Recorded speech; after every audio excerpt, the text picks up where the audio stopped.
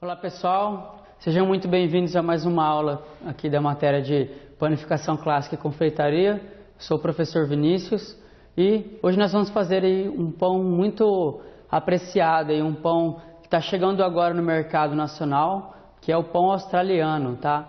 Além do pão australiano, a gente vai fazer também uma variação ali, eu vou mostrar para vocês como que fica o pão integral, tá? Porém, vai ser a mesma técnica que a gente vai acabar utilizando, tá? Então, eu vou fazer aqui a montagem, tá? Eu vou produzir a massa do pão australiano e depois vou explicar para vocês certinho aí como se faz, tá? Quais são as etapas aí, na verdade, os ingredientes, né, que vocês vão estar utilizando para o pão integral.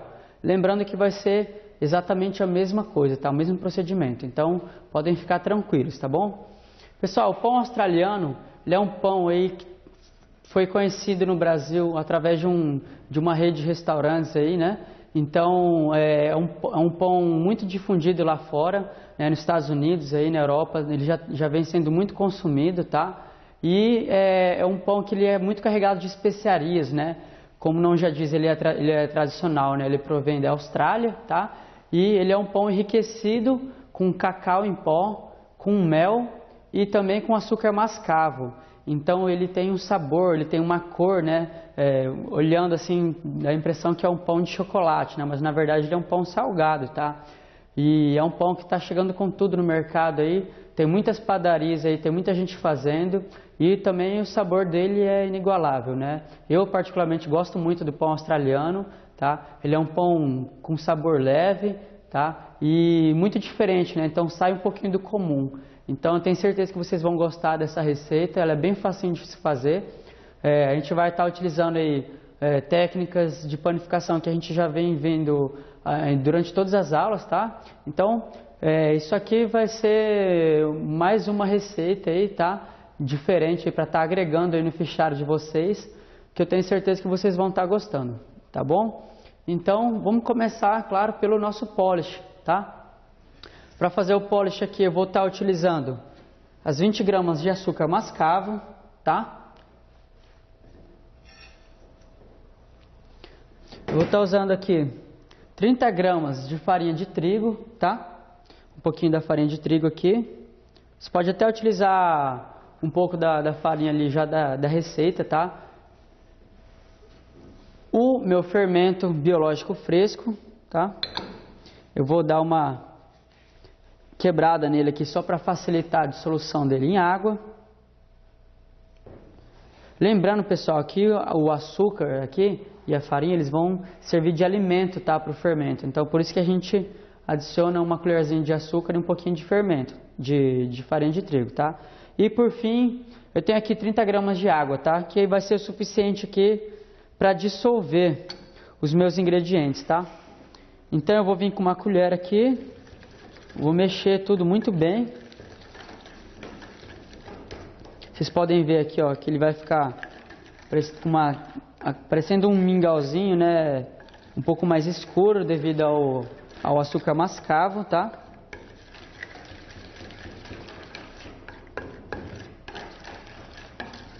Mexe bem até que se dissolva aí quase por completo o fermento, tá? Procura raspar a colher assim para que não fique esses grumos, tá? Esses pedaços inteiros de fermento. Ok. Então agora eu vou tampar aqui com uma película plástica, tá? Vou cobrir ele e levar para fermentar durante aproximadamente aí 15 a 20 minutos, tá? Só lembrando, pessoal, o polish é uma pré-fermentação, tá? Ele é um pré-preparo aqui, ele é um, digamos assim, um passo importante para preparar o nosso fermento para a etapa da fermentação do pão, né? Então, a gente vai, digamos assim, começar a alimentar o fermento para ele começar a agir, para depois a gente inserir ele na nossa massa, tá? Então, essa aqui é uma técnica que foi desenvolvida na Polônia, por isso ele leva o nome de polish, tá? E hoje em dia ele é o tipo de pré-fermentação mais usado e mais indicado para uma rápida fermentação, tá? Para uma produção mais rápida. Lembrando aí que você pode estar utilizando para fazer o pão australiano ou o pão integral, o fermento de litro, né? Ou o fermento natural, que vocês aprenderam aí na aula de pão italiano, tá? Então, eu vou levar esse polish aqui dentro do meu forno, com a luzinha acesa ali, só durante uns 20 minutos até que ele comece a espumar, tá? Então, é uma temperatura aí de 28 a 31 graus, mais do que isso não pode, tá? Porque senão a gente vai acabar matando o nosso fermento. E eu queria falar uma coisa importante também em relação à água, tá? Tem muita gente que anda falando aí que é bom colocar água morna ou água quente aqui no fermento, tá? Existem duas coisas aqui que podem interferir usando água quente, tá? Se você colocar água demasiadamente quente, aí atingindo os 40, 42 graus, essa água ela vai disseminar, tá? Todo esse fermento aqui, ele vai matar essa levedura fresca. Então, eu não indico usar água quente aqui para esse tipo de coisa. A água morna, ela vai acelerar sim o processo, né? O polish ele vai crescer mais rápido. Só que você ir contra, digamos assim, a natureza, né? Você vai contra o tempo natural do fermento. Então, se você colocar água morna, você vai estar, por um lado, acelerando o processo, só que por outro você vai estar perdendo um pouquinho de qualidade, tá? Então, eu indico usar água a temperatura ambiente, tá? Se você quiser usar uma água um pouquinho morna, não tem problema, tá? Só que é aquilo, eu vou aconselhar vocês a estar usando sempre a temperatura ambiente para a gente estar respeitando aí o tempo ideal, tá? O tempo natural da nossa levedura. Então, eu vou levar aqui dentro do meu forno, daqui 15 a 20 minutinhos eu já trago o polish pronto, tá bom? Ok, pessoal, então vamos voltar aqui com a nossa receita, tá? O meu polish já ficou pronto, eu aproveitei e durante esse tempo eu já organizei aqui minha bancada, tá? Com os ingredientes que nós vamos estar utilizando. E conforme vocês conseguem ver aqui, ó, ele já formou aquela espuma na superfície, tá? A gente consegue observar que ele cresceu legal, a gente já consegue sentir também aquele cheiro, né, de álcool, que é sinal de que a levedura que já está começando a trabalhar, tá bom? Então, agora eu vou pegar um bowl, tá? E os ingredientes aqui para o pão australiano são vários, tá? Porém, não tem muito segredo aqui. Uma coisa que eu queria comentar em relação à mistura aqui da farinha integral e da farinha de trigo, tá? Vocês conseguem ver aqui, essa mais escurinha aqui é a farinha integral, tá? E a farinha de trigo comum, tá? Do tipo 00 ou a farinha de trigo especial, né? Aquela mais indicada para panificação. Pessoal, pão integral, existe, né, uma controvérsia aí, tá? Só lembrando, o pão australiano ele é um pão semi-integral, porque ele vai um pouquinho de farinha de trigo integral também, tá? Mas eu queria comentar sobre o pão integral, tá? Que é uma coisa muito interessante aí, que gera muita discussão. O pão integral, ele é feito 100% de farinha integral? Não sempre, tá? Nem sempre. Por quê? O que acontece? A farinha integral, né, conforme vocês vão ver nas aulas ao vivo e também tem lá no material didático, o grão, né, a farinha integral ela é feita de todo o grão processado, tá? Então ela vai conter muito menos glúten, ele vai conter muito menos amido, tá? E lembrando que é o glúten que vai fazer com que a massa fermente, tá? É a rede gluteica que vai dar o suporte para que nosso pão cresça e fique fofo. Ou seja, uma massa com pouco glúten, né, uma massa de pão com pouco glúten, ele não vai crescer e nem vai ficar macio. Ou seja, um pão feito só de farinha integral, ele vai ser um pão duro e ele vai ser um pão que ele é achatado, ele não vai crescer, tá? Então, se algum dia você for procurar aí para comprar, né, se você já experimentou de repente um pão feito 100% de farinha integral, você vai saber que ele não é aquele pão fofo, macio, né? Ele é um pão parecendo um tijolinho, né? Ele é mais firme, ele é mais duro, tem um sabor um pouco mais forte. Por isso que a gente vai estar fazendo uma mescla, tá? De farinha integral com farinha de trigo comum. Porque a farinha de trigo comum ela vai dar esse suporte, tá? Para que o pão cresça, para que ele tenha o glúten suficiente aí para estar crescendo, tá? Esses pães aí que a gente costuma comprar no supermercado aí que está escrito como pão integral, normalmente eles são uma mescla também, do mesmo jeito que nós estamos fazendo, tá?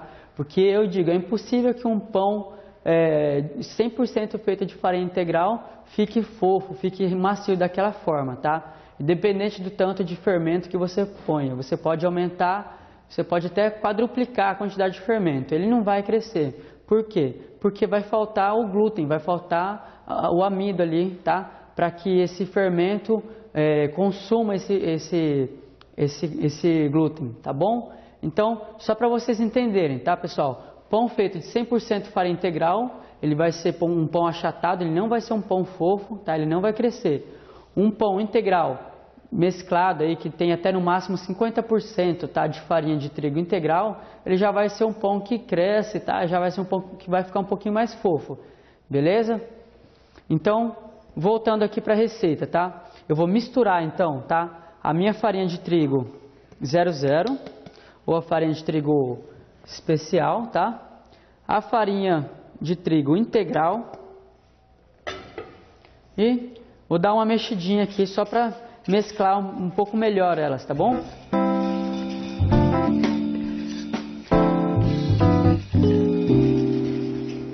Ok, assim que tiver misturado aqui as farinhas, eu vou abrir um buraquinho no centro, tá? Vou deixar um espaço no meio e vou colocar o meu polish já pronto, tá? Meu polish que foi muito bem desenvolvido.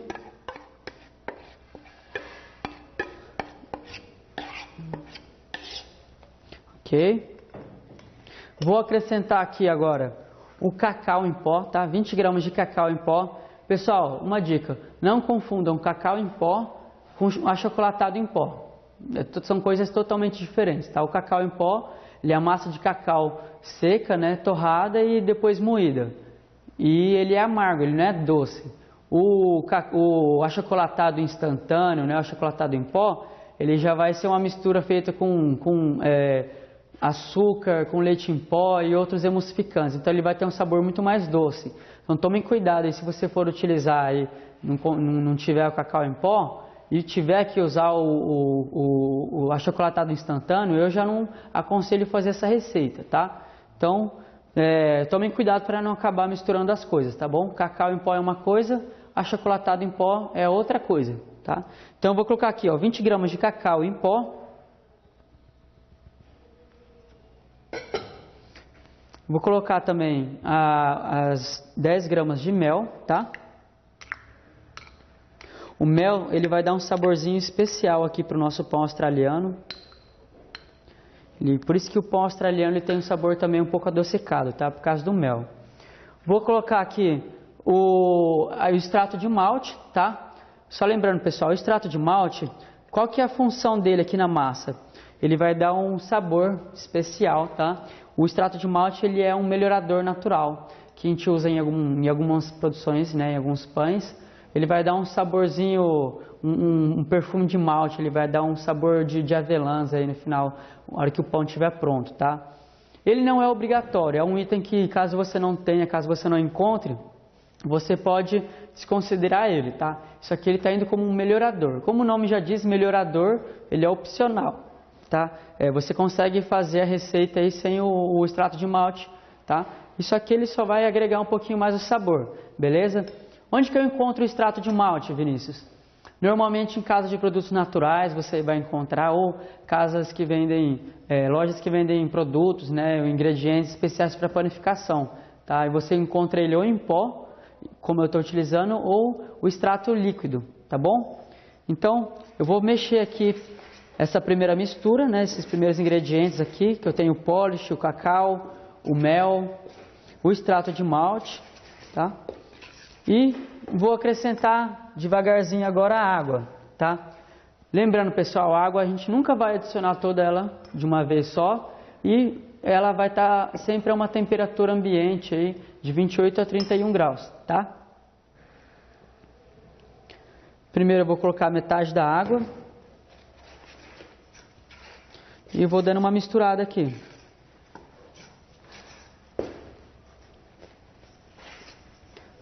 Assim que eu perceber que a massa absorveu bem essa água, né, que ela precisa de mais um pouquinho, eu venho e adiciono mais um pouco de água. Lembrando, pessoal, por que a água a gente sempre vai colocando aos poucos, né, e nunca toda ela de uma vez? Porque pode ser que a farinha que você esteja utilizando, tá, dependendo da marca aí, ela pode ter um teor de absorção maior ou menor de água. Então, caso você está fazendo essa receita na sua casa e precisar de mais água ou menos água, não se preocupe que a receita não está errada, tá? Quer dizer que, de repente, a farinha ou até mesmo as condições climáticas e as condições de umidade da cidade onde você se encontra vão ser um pouquinho diferentes. Então, pode ser que você precise adicionar um pouquinho de água ou até usar um pouco menos, tá legal? O certo é a gente vocês desenvolverem essa percepção, tá? E como que vocês vão desenvolver isso?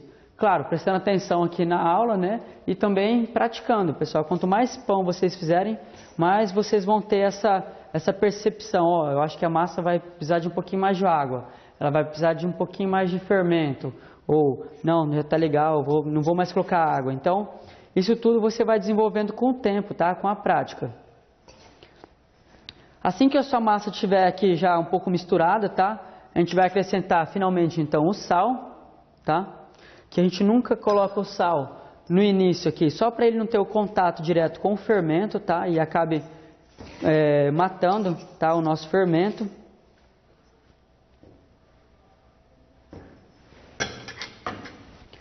Ó, a minha massa ela já está com uma consistência legal aqui para ser trabalhada e sobrou um pouquinho de água, tá? Por enquanto eu vou deixar ela aqui de lado, se caso precise eu adiciono ela, se não eu vou deixar ela ali mesmo, tá bom?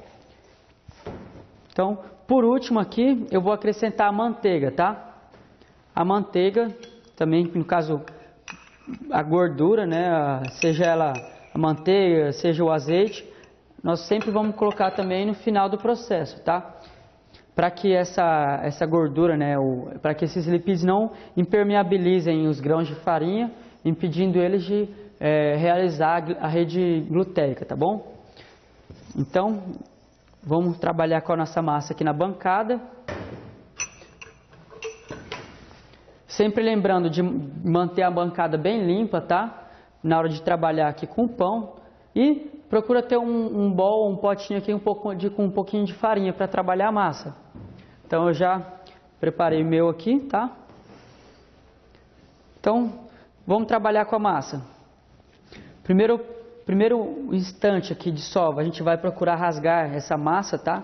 Como eu sempre falo para vocês.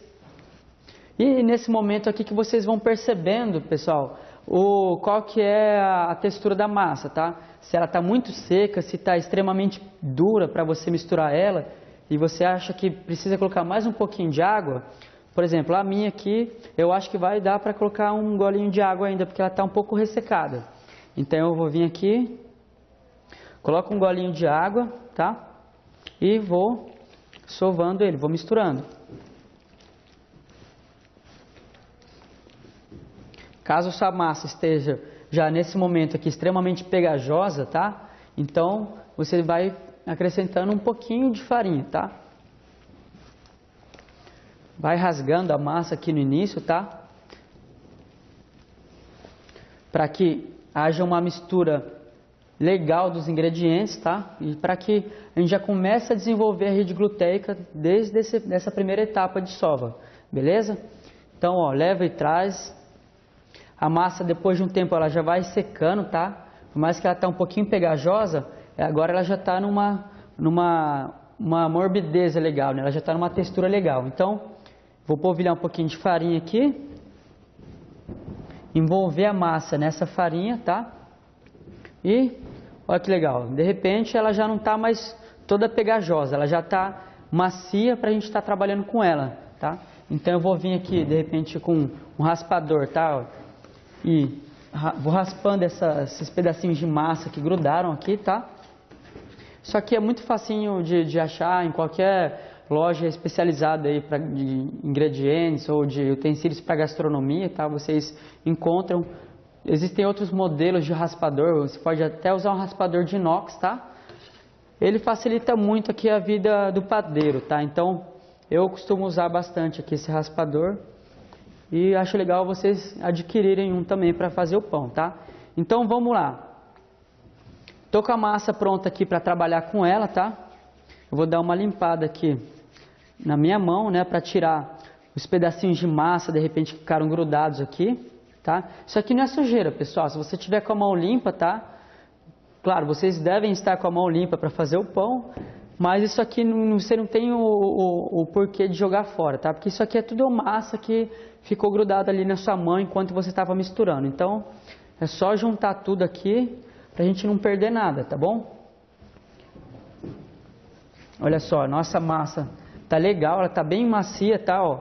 Lembrando, pessoal, que a massa de pão, qualquer massa que a gente for fazer, tá? Ela tem que ficar um pouquinho pegajosa nesse momento, tá? Ela não pode ficar extremamente seca, né? Ao ponto de que você tem que fazer força para que ela amasse, e nem extremamente pegajosa, tá? Ela tem que ficar um pouco úmida, assim, que se você ficar mais de 5 segundos com a mão grudada, ó, ela já começa a grudar, tá? Essa é uma dica legal aí também, para você ver se a massa tá boa. Se você ficar com a mão apoiada aqui durante 5 segundos e ela começar a grudar, ela já tá ótima para você trabalhar, tá bom? Por quê? Ela tem que ter um teor de líquido legal aí para que não fique muito ressecada. Então, vamos começar o processo de sova aqui. Eu já rasguei a minha massa, tá? Então agora eu vou fazer aquela sova clássica, tá? De leva e trás aqui. Esse processo você pode estar utilizando uma batedeira com gancho, né? Uma batedeira elétrica, uma maceira, tá? Ou você pode sovar aqui na mão durante aproximadamente 20 minutos, tá? Até que a massa fique bem lisinha, fique mais consistente, tá? Caso você sinta ali que a massa está começando a grudar na bancada, pega só um pouquinho de farinha, tá? Polvilha aqui sobre a bancada para que ela não grude e continua trabalhando com ela até que ela fique bem lisa, tá?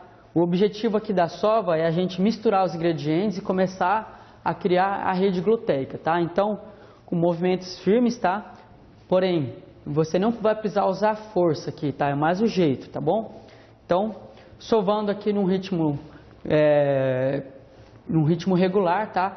Caso você precise parar de sovar a massa e voltar novamente, aí eu aconselho que você não deixe ela em cima da bancada, tá? Porque senão o pão vai começar a fermentar. Coloque ele dentro de um bowl, tá? Cobre com uma película plástica e procura não deixar num intervalo muito longo, tá? A massa parada. Uma vez que a gente começa a trabalhar com ela, é aconselhável que nós só paramos ali no momento que a rede gluteica está desenvolvida, para que ele possa começar a fermentar. Porque se eu sovar aqui o pão do jeito que ele está, né? Eu ainda não misturei muito bem os ingredientes e ela ainda não desenvolveu a rede gluteica. Se eu parar para ir atender o telefone lá ou fazer alguma outra coisa e voltar depois de meia hora, esse pão já vai ter fermentado um pouco e já não vai ficar com o mesmo resultado, tá bom? Então, começou a sovar, vai até o final, tá bom? Então, eu vou continuar sovando a minha massa aqui durante mais alguns minutos, tá? Até que ela fique bem lisinha. Depois disso, vou cilindrar ela também, igual nós fazemos em todas as nossas receitas, tá? Lembrando que no cilindro, se você tiver um cilindro mecânico, né, um cilindro elétrico na sua casa, você também vai poder utilizar ele, tá? Ou, caso você tenha aí um rolo de massa normal, tá? Você vai esticando a massa e trazendo ela, tá? Até atingir um ponto de véu, que vocês já sabem, tá? A hora que estiver pronta aqui a minha massa, quando ela já estiver com o ponto de véu atingido, eu vou mostrar para vocês aqui como que ela fica, tá bom? Para que não haja nenhuma dúvida, tá? Então, eu vou continuar sovando a minha massa aqui, daqui a pouquinho a gente volta.